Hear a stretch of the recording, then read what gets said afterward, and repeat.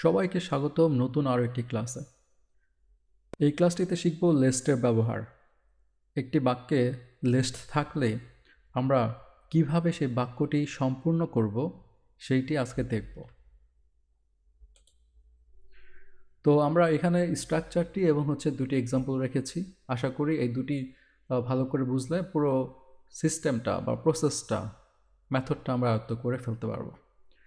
প্রথমে যে স্ট্রাকচারটি আছে সেটি হচ্ছে বাক্যের প্রথম অংশ থাকবে, মাঝামাঝি জায়গায় লেস্ট শব্দটি থাকবে।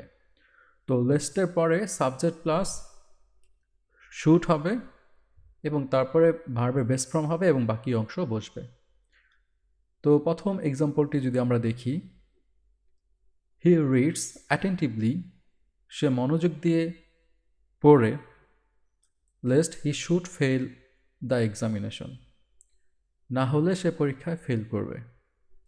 তো এখানে আমরা দেখলাম যে লেস্ট শব্দটা পরে সাবজেক্ট আছে, তারপরে শুড আছে।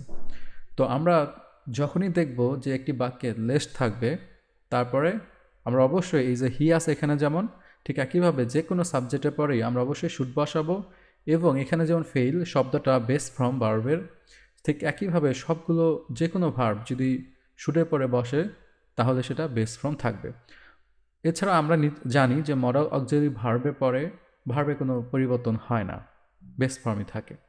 তো লেস্টের পরে সাবজেক্ট প্লাস শুড প্লাস ভার্বে বেস ফর্ম, এটি ছিল প্রথম এক্সাম্পল।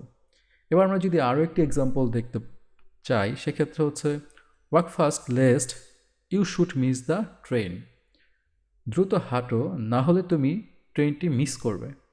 তো এখানে হচ্ছে লেস্ট, তারপরে ইউ হচ্ছে একটা সাবজেক্ট, তারপরে শুড, তারপরে মিস একটি ভার্বের বেস ফর্ম।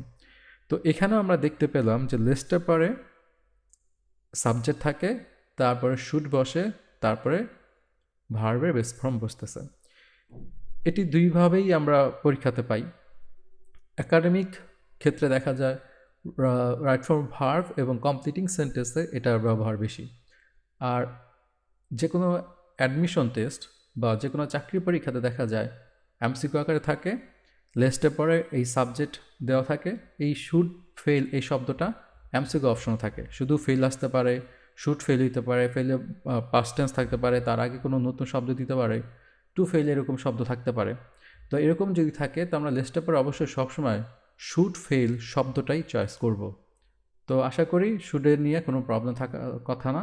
লেস্টের পরে সবসময় শুড বসে এবং তারপরে ফেল বসে। তবে শুডের ক্ষেত্রে মাইটও হইতে পারে, এখানে শুডও বসতে পারে, মাইটও থাকতে পারে, যেহেতু শুড এবং মাইট সেম কথা। তো এখন এই ক্লাসটা এই পর্যন্ত। ইনশাল্লাহ আরও একটি ক্লাস নিয়ে পরবর্তীতে হাজির হব। আল্লাহ হাফেজ।